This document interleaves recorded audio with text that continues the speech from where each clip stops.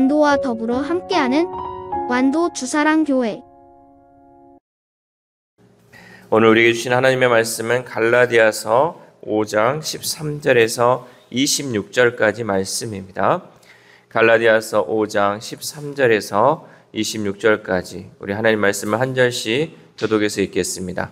형제들아, 너희가 자유를 위하여 부르심을 입었으나 그러나 그 자유로 육체의 기회를 삼지 말고 오직 사랑으로 서로 종노릇 하라.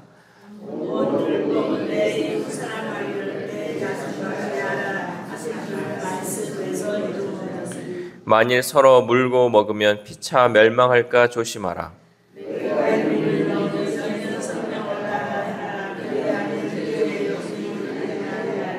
육체의 소욕은 성령을 거스리고 성령은 육체를 거스르나니 이 둘이 서로 대적하므로 너희가 원하는 것을 하지 못하게 하려 함이니라.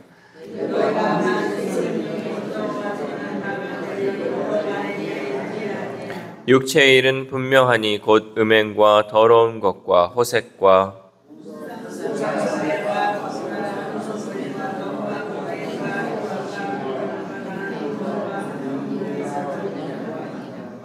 투기와 술 취함과 방탕함과 또 그와 같은 것들이라.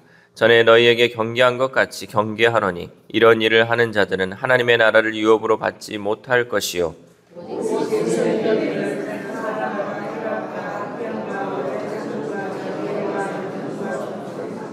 온유와 절제니 이 같은 것을 금지할 법이 없느니라.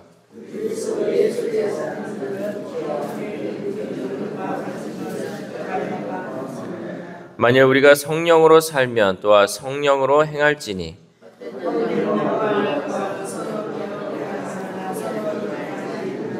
아멘. 할렐루야. 오늘도 하나님께서 주시는 말씀을 통하여 오늘 하루 하나님의 은혜로 살아가는 귀한 하루 되시기를 소망합니다. 바울은 갈라디아 1장에서 4장에서 율법이 아닌 믿음으로 말미암아 구원을 얻게 되었다라는 그 은혜의 복음을 선포하였습니다. 계속해서 율법이 아니라 하나님을 믿은 그 믿음 안에서 우리가 그리스도 예수 안에서 자유를 얻었고 참 자유를 얻었음을 선포하고 있었죠. 그 복음으로 인해 우리는 모두 죄와 사망으로부터 자유롭게 되었습니다. 그렇다면 이제 자유를 얻은 이 그리스도인들은 어떻게 살아야 할까?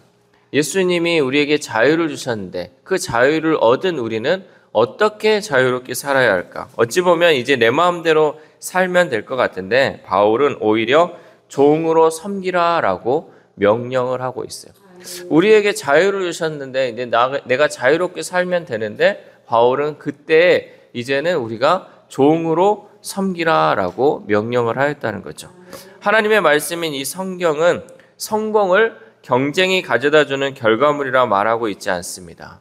그러니까 성공이라는 것이 우리가 어떤 세상에서 경쟁을 통해 얻는 것이다 라고 얘기하고 있지 않다라는 거죠. 아담을 보면요, 그는 하나님과 경쟁하였습니다. 하나님처럼 되고자 했던 아담은 결국 죽음을 맞이했습니다. 또 이스라엘의 초대왕 사울은 심한 열등감 속에서 다윗과 경쟁했습니다. 그리고 스스로 몰락의 길을 걸어갔죠. 예수님의 제자들은 예수님의 좌우편에 앉으려고 서로 경쟁했습니다. 그 결과 예수님을 버리고 도망쳤다는 거죠. 왜 이들은 하나같이 실패했습니까? 그 이유는 바로 경쟁에서 이겨 좀 더 안정된 자리, 높은 자리에 앉고자 했기 때문이라는 거죠. 내가 겨뤄서 좀 더 높은 자리, 좀 더 안정된 자리에 얻으려고 했지만 결국 그 길은 실패의 길로 돌아갔다는 거죠. 모두 높은 자리에서 안정을 찾으려고 했고 높은 자리에서 영광을 얻으려 했습니다. 왜 근데 이렇게 높은 자리 또 안정된 자리가 실패의 자리냐? 우리의 오늘날의 삶도 마찬가지지만 우리가 높은 자리 또 영광을 얻는 자리는 주님을 의지하지 않기 때문이에요. 그 자리에 올라감을 통해서 이제는 내가 뭔가를 다 하는 것 같아. 내가 이제 나의 경쟁자는 없고 나는 높은 자리에 있고 나에게 사람들이 나를 우러러본다. 이걸 통해서 그 자리에 주님과 함께하지 않기 때문에 결국 그 자리는 실패한 자리라는 거죠.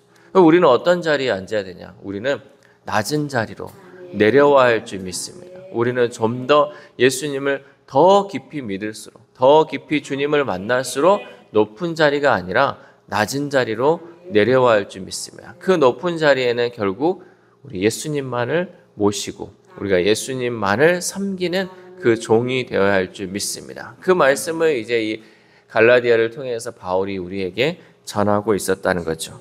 율법에 얽매여 종노릇하던 우리는 예수님 안에서 자유를 얻었습니다.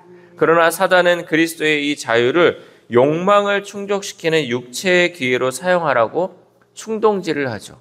우리에게 자유를 주셨는데 이 자유를 가지고 육체의 욕망을 얻으라고 사단은 계속해서 우리 가운데 속삭이고 유혹하고 있다라는 거죠. 그러나 자유가 욕망을 충족시키는 데 쓰인다면 그 자유는 육체에 매이게 됩니다. 우리가 그 자유를 하나님 안에서 누려야 되는데 육체의 욕망을 위해 쓰인다면 결국 이 육체의 노예가 되어버린다는 거죠.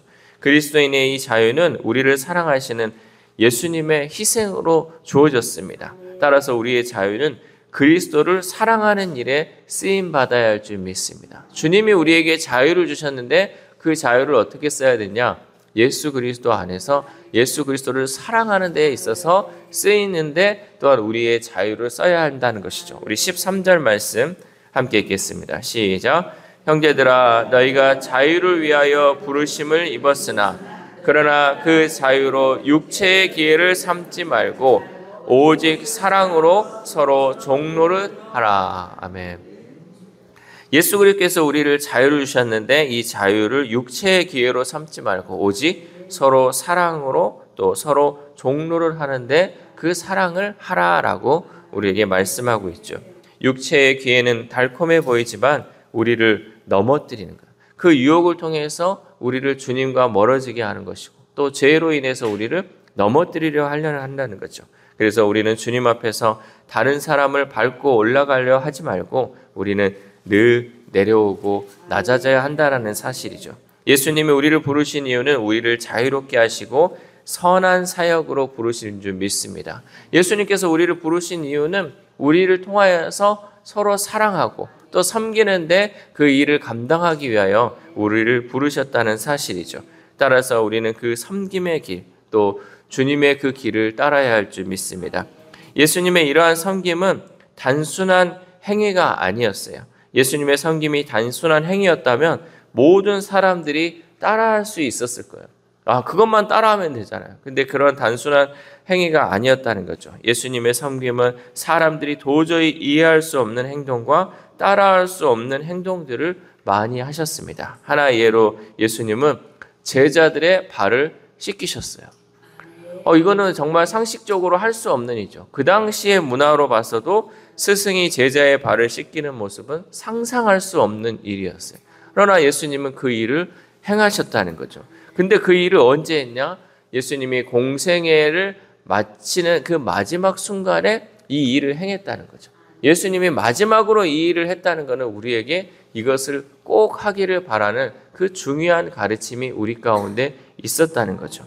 예수님께서는 제자들에게 발을 씻기면서 그 본을 보여줬는데 그 본의 핵심은 뭐냐? 결국은 섬김이라는 거죠.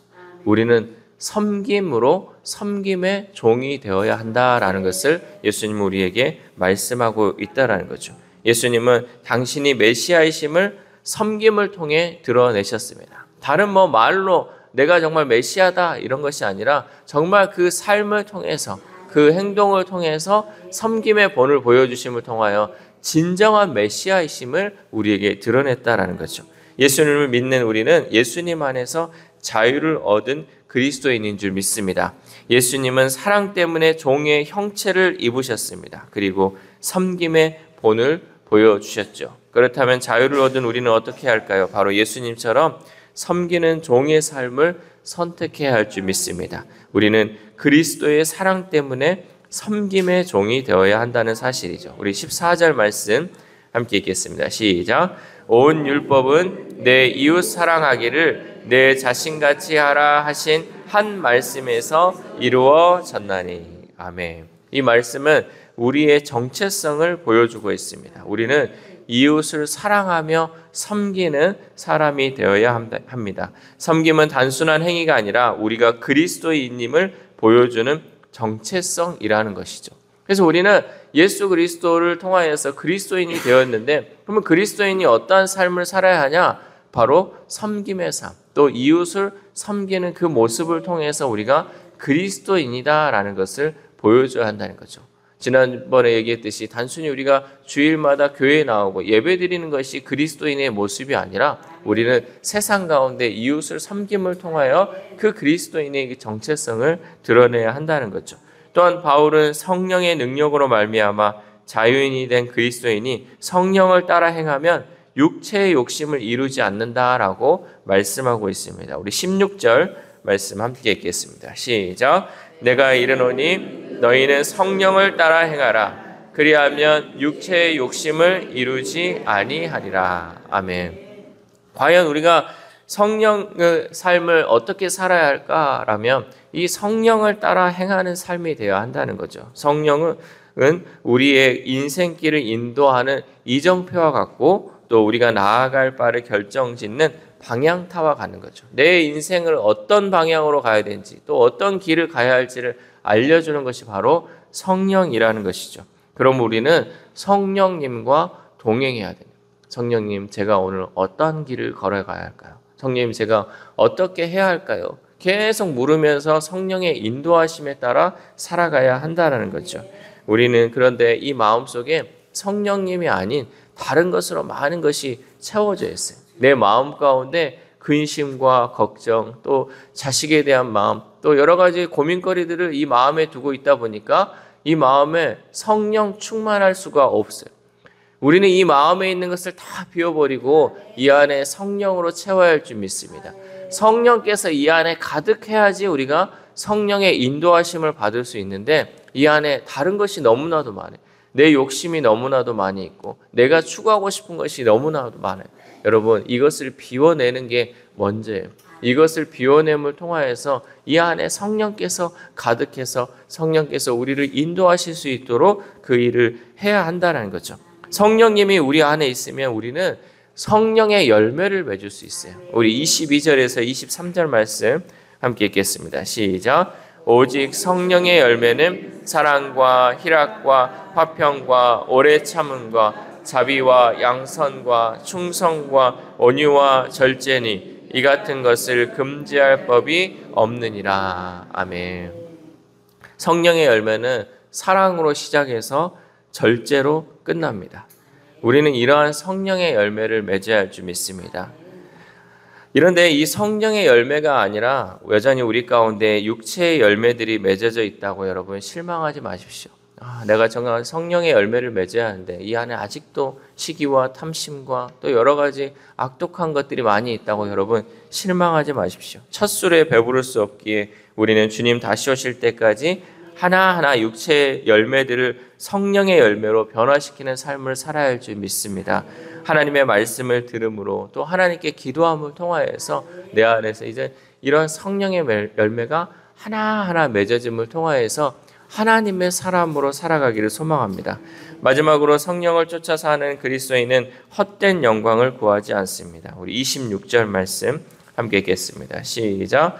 헛된 영광을 구하여 서로 놀게 하거나 서로 투기하지 말지니라. 아멘. 이 헛된 영광이란 외적 조건에 의지해 그것을 추구하는 세상의 영광을 의미하고 있습니다. 우리는 헛된 영광이 아니라 하나님의 영광, 또 예수 그리스도의 영광을 추구해야 할 줄 믿습니다.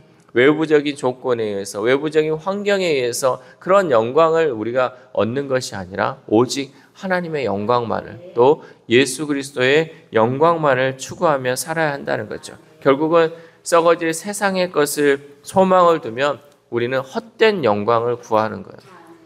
이 세상에 썩어질 것에 대한 우리의 마음을 두지 말고 썩지 아니하고 영원하신 그 하늘의 것을 여러분 바라보면서 하나님의 영광을 구하고 예수 그리스도의 영광을 바라봐야 할 줄 믿습니다. 오늘 하루를 살아감에 있어서 우리는 세상에 썩어질 열매를 맺는 삶이 아니라 성령과 함께 성령의 열매를 맺어감으로 하나님께 영광 올려드리는 저 여러분 되시기를 주님의 이름으로 소망합니다. 기도하겠습니다. 하나님 감사합니다. 오늘도 갈라디아 말씀을 통하여서 우리가 이제는 육체의 욕심을 따라 살아가는 것이 아니라 성령의 열매를 맺으며 성령을 따라 살아가는 삶이 어떠한 삶인지 말씀을 통해 깨닫게 하심에 감사를 드립니다.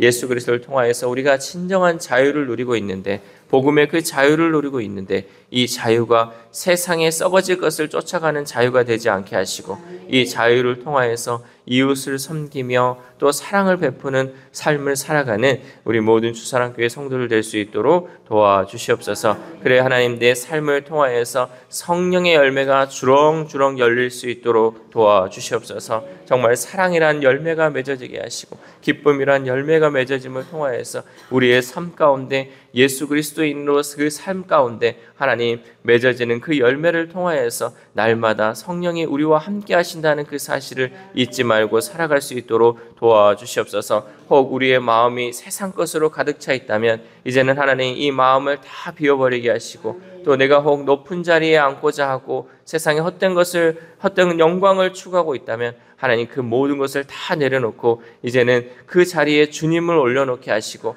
성령님을 모심을 통하여서 성령께서 인도하시는 대로 순종하며 살아가고 섬김의 종으로 살아갈 수 있는 우리 모두의 삶이 될 수 있도록 도와주시옵소서. 특별히 아픈 환우들을 위하여 하나님 기도합니다. 하나님 그 마음, 하나님 그 몸, 하나님께서 붙들어 주심을 통하여서 날마다 주님 회복시키시는 하나님의 놀라운 손길을 경험하게 하시고, 우리가 한순간에 나을 수도 있지만 하루하루 또한 좋아짐을 통하여서 하나님이 주시는 그 은혜의 삶에 감사하며 살아갈 수 있는 우리 환우들의 삶이 될 수 있도록 도와주시옵소서. 또한 우리의 자녀들, 우리의 다음 세대들 하나님 세상 썩어질 것을 추구하며 살아가는 그들의 인생이 되지 않게 하시고, 하나님 그들의 삶 가운데 성령의 열매를 맺는 삶을 통하여서 하나님의 영광을 구하고 그리스도의 영광을 구하는 삶을 살아갈 수 있는 우리의 자녀들, 우리의 다음 세대들 될 수 있도록 도와주시옵소서. 또한 오늘 하루를 살아갑니다. 하나님 오늘 하루의 삶 가운데